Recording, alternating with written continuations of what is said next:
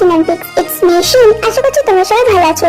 আলহামদুলিল্লাহ আমিও ভালো আছি। তো আজকে আর বেশি কথা না বলে চলো আমরা গিয়ে দেখে নিই যে গল্পের মধ্যে আবার কি হতে চলেছে। ও হ্যাঁ, আমি তো ভুলে গেছিলাম। হ্যালো দিদি, থ্যাংক ইউ অ্যান্ড ওয়েলকাম আমাদের এই ছোট্ট শিন ফ্যামিলিতে যোগ দেওয়ার জন্য। তো আমার গল্পটা কেমন হয়েছে বলবে কিন্তু, আর তোমার ফ্রেন্ডসদের সাথে বেশি করে শেয়ার করবে please. Okay, for now let's enjoy the story. Okay, let's go.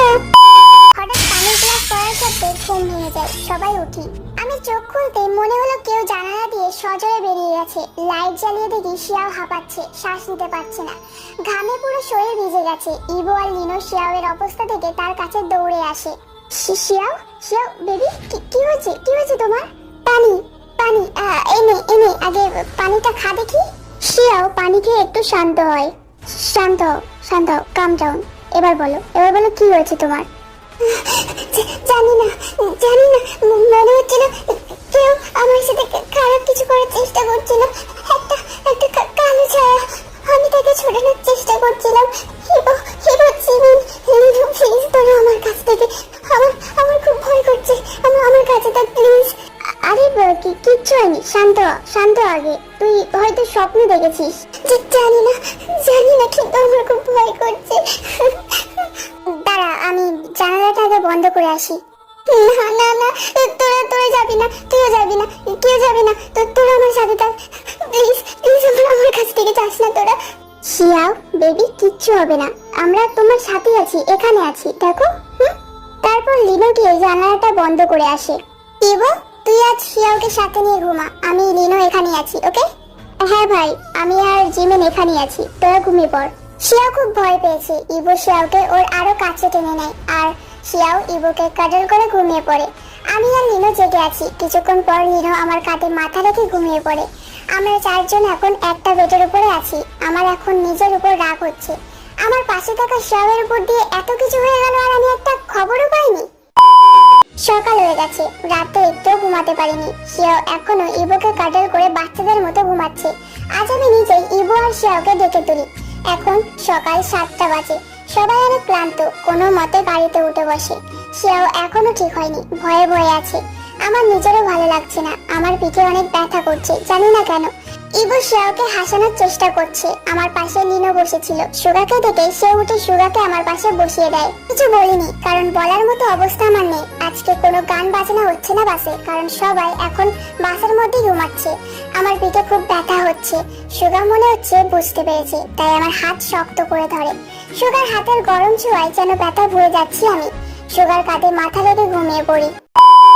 আজ আমার দিনটা ঘুমিয়ে কেটে গেল। কলেজে পৌঁছানোর 20 মিনিট আগে ঘুম ভাঙে।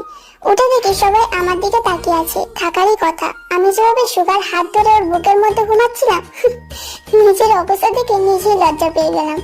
বাস কলেজে এসে থামে। সন্ধ্যা 6টা বেজে গেছে। আমাকে আমার আব্বু নিতে আসে। এখনই আমরা যে যার বাড়ি চলে যাব, কিন্তু শিয়াওয়ের জন্য আমার খুব চিন্তা হচ্ছে। আমার হাতে একটা কালো ধাগা ছিল, ওটা খুলে দোয়া পরে শিয়াওকে পরিয়ে দিই, যেন কোনো জিন ওর কাছে না আসতে পারে। আমার হাতে আবার এটা কি পরাচ্ছিস? ধুর, একদম চুপ। আর শোন, এটা তোর হাত থেকে 2 দিনের আগে খুলবি না, ওকে? পাগল নাকি? এটা আমার হাতে 2 দিন রাখবো? এই ধাগাটা ওর কাছে থাকলে 2 দিন ওর কাছে না আসতে পারলে ওই জিনটা শিয়াওয়ের কাছ থেকে চলে যাবে। শোন শিয়াও, আমি তোর ভালোর জন্যই বলছি রে, প্লিজ খুলিস না। ওকে বাবা, ঠিক আছে, খুলবো না, ওকে? সত্যি বলছিস তো? খুলবি না তো? হ্যাঁ, খুলবো না। যে হব গাড়ি নিয়ে আসে। জিমিন গাড়িতে বসতে যাবে, ঠিক তখনই সুগা পিছন থেকে ডাক দেয়। আরে মিন, না বলে চলে যাচ্ছ? ঠিক আছে, এখন বলে যাচ্ছি। সুগা, আমি বাড়ি যাচ্ছি, বাই। ঠিক আছে, সাবধানে যাবে। আর জিমিন না? কে ও?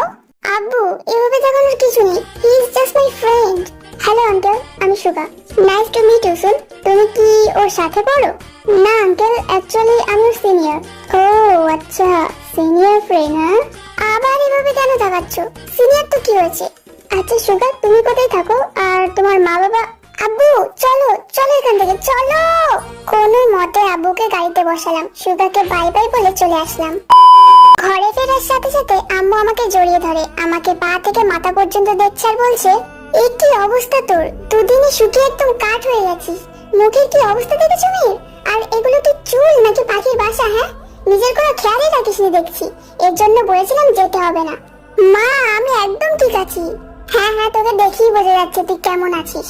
আরে দেখো কাণ্ড, মেয়েটা বাড়ি আসতে আসতে শুরু করে দিয়েছে। আরে যা তো মা, তুই আগে গিয়ে ফ্রেশ হয়ে নে, যা। তুমি বোঝো একমাত্র আমার কষ্টটা বাবা। I love you. I love you too. বাপ মেয়ের কাণ্ড দেখো। I love you, I love you too. যা তুই যা, ফ্রেশ হয়ে আয়। আমি শাওয়ার নিয়ে শুয়ে আছি। শাওয়ারের জন্য অনেক চিন্তা হচ্ছে আমার। একটা কল করে দেখি, হ্যাঁ সেটাই ভালো হবে। কি রে, এত মিস করছিস আমাকে? এত তাড়াতাড়ি কল করলি যে? ওই ধাগাটা? হ্যাঁ হ্যাঁ, আমার হাতেই আছে। খুলবি না কিন্তু, খবরদার। ওকে বাবা ওকে, কিন্তু তুই এর পিছনে পড়ে আছিস কেন বলতো? কারণ আছে তাই বলছি।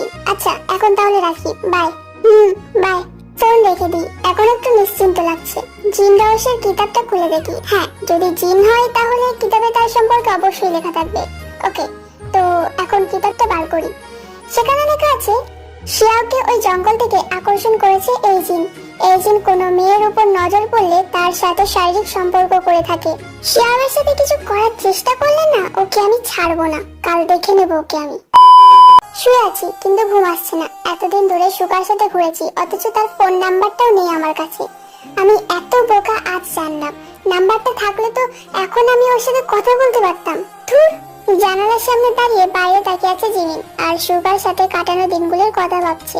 তুমি যতই পালানোর চেষ্টা করো না কেন, আমি জানি তুমি ইয়ঙ্কি। না চাইতেও তোমাকে ভালোবেসে ফেলেছি আমি, আর আমি জানি যে তুমিও আমাকে ভালোবাসো। হঠাৎ আমার পিঠে আবার ব্যথা শুরু হলো, প্রচন্ড সেই ব্যথা। আমি নিচে বসে পড়ি। খুব কষ্ট হচ্ছে, মনে হচ্ছে যেন আমার পিঠ ফেটে যাচ্ছে। পুরো শরীরটা আমার কেমন জানি করছে। জিমিন এবার ব্যথায় অজ্ঞান হয়ে যায়। কিছুক্ষণ পর কারো স্পর্শে জিমিনের জ্ঞান ফেরে। জিমিন নড়তে পারছে না, কোনো রকম চোখটা খোলে। জিমিনকে বিছানায় উল্টো করে শোয়ানো আছে।